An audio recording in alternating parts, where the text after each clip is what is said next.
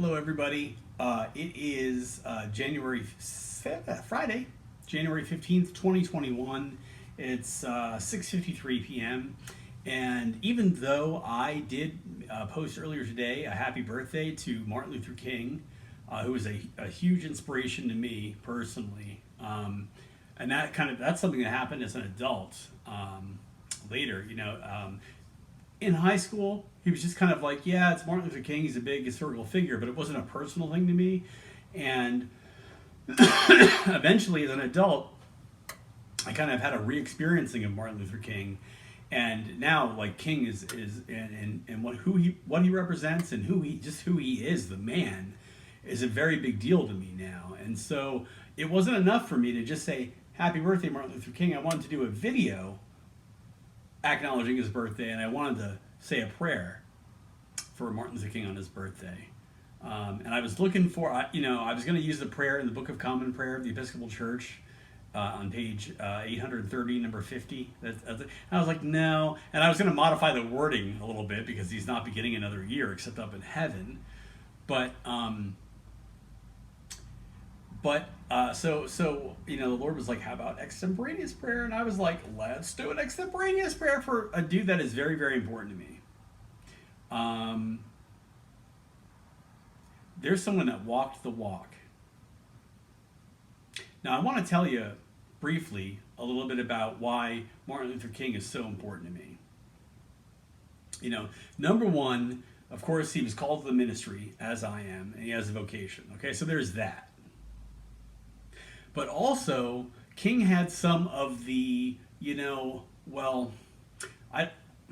not trying to say he's a drug addict because I don't know what his experiment but one thing I do know is that King, I'm trying to say this without, because it's typically like an insulting sounding thing, but far be it from insulting Dr. King. It's what made him real to me. And what made me realize that, like, you can still be a great man and still have very strong ideals and still represent integrity while having challenges along the way. And basically, King, he was a philanderer. He had he had an eye for attractive women. And even though he loved his wife, I'm not going to say he did because I am not King. I'm not trying to get in his mind and put words out, but I'm sure he probably did because he walked the walk when it came to integrity. You know what I mean? And I believe that. He was sincere in that. But, like me, I do. Sex is the ruin of me. I mean, I have an eye for good-looking guys, younger guys and stuff like that. And so I know what that's like. And, as I kind of rediscovered King and I got older, I was like, wow, that's amazing. Now, here's another thing, too, that is also known about King. This is public record. You can go look this up if you don't know it. Dr. King plagiarized his doctoral thesis, which is like the dissertation that you submit to get your doctorate. All right, now that's a major thing, and there are people out there, there are racists out there that try to use this to discredit King, which is ridiculous because anyone in their right mind, that just makes him more accessible to me. I'm not saying that. Dr. King cheated, so I can too, or something like that. I don't think any of you are thinking I'm saying that either. But doesn't that bring him down to earth a little bit? Some of these saints that you hear, and Martin Luther King is truly that's about as saintly as you can get. I don't know if he's going to get canonized by the church, but we already recognize him as something special in the Episcopal Church, and of course, so a lot of these saints, that live way, way, way, way past, we have these we don't know. There was no YouTube back then, so we couldn't even see their mistakes if they said, we have the most sanitized version of who they are. But let me tell you, it is not easy being a saint. And there's a lot of unprettiness, and there's a lot of things that are less than perfect. There's a lot of humanness. But we don't know. About Jesus, there's tons of things that if we knew every little detail of Jesus' life, I guarantee you some of you would think differently of Jesus. No doubt about it. But God did not want it that way. For probably that reason, because Jesus is all things to all people, as Jesus should be. But Jesus the man, you know, when you start talking real people, if Jesus was fully human, then that means that Jesus farted, and sometimes it smelled very offensive to some people. To use that like philosophically, or you know, in a philosophical sense, okay? And that's the truth. And King is just as human as anybody else. Here is a man that is pretty unassailable. You know what I mean? Nobody would dare say he plagiarized his doctoral thesis, right? Which is known. So we can't have him be. We can't have a holiday in his name. Nobody would say that. And why not? You know why? Because where it really mattered, King walked the walk. That man laid down his life for people. He stood right out in front, and he knew trouble was coming, as he said, "I may not get there with you."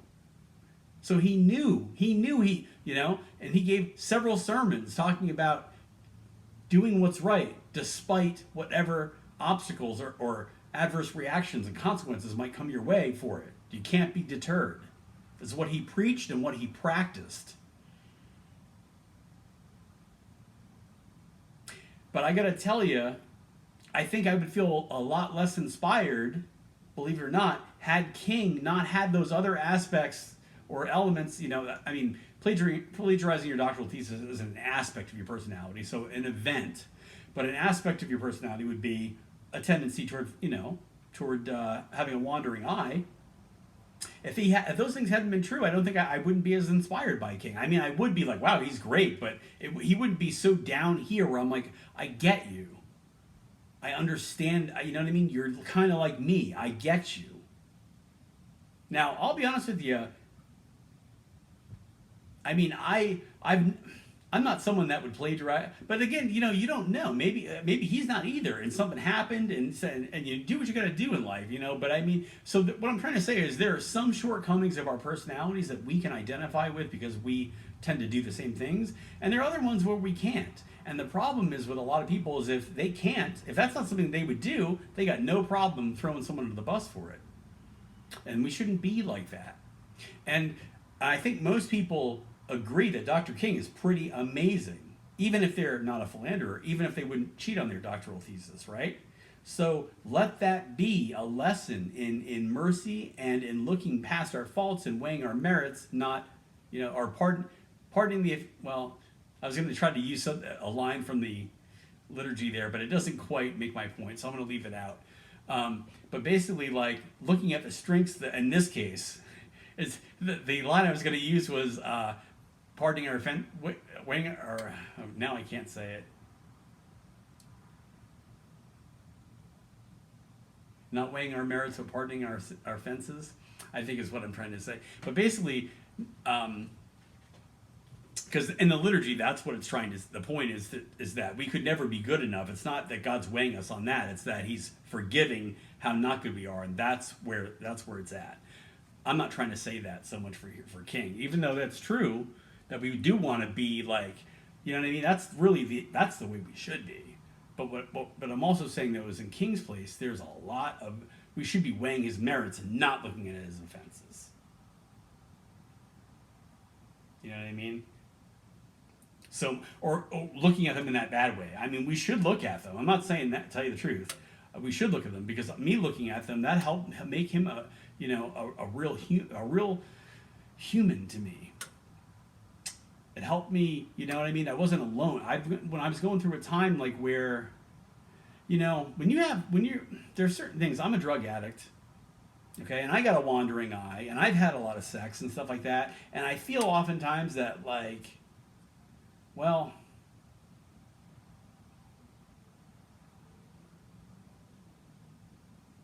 there's two modes to be in, really, in ministry. If those are the situations that you're in, you can have done it at one time in the past and it's well over, and so you have disconnected yourself from it.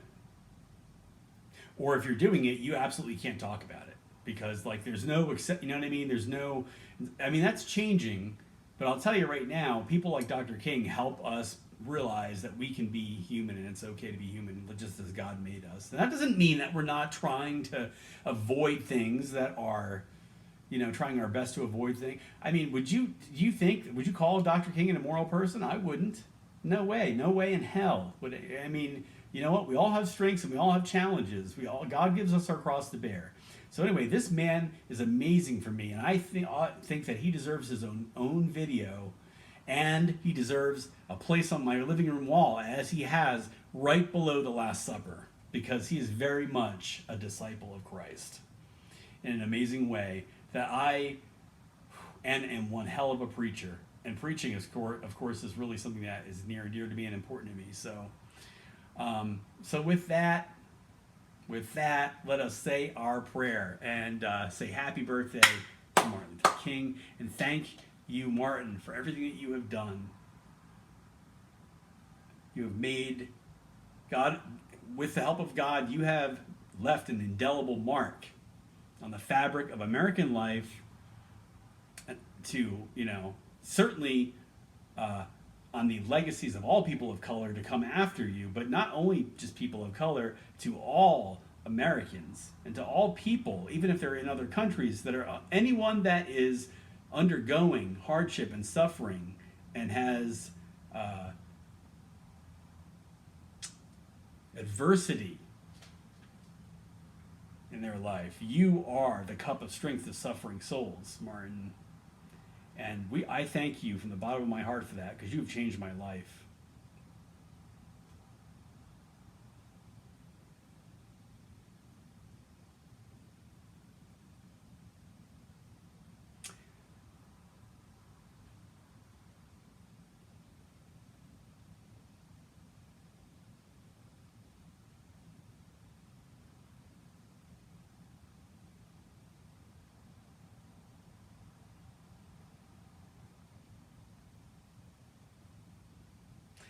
I think that was our prayer.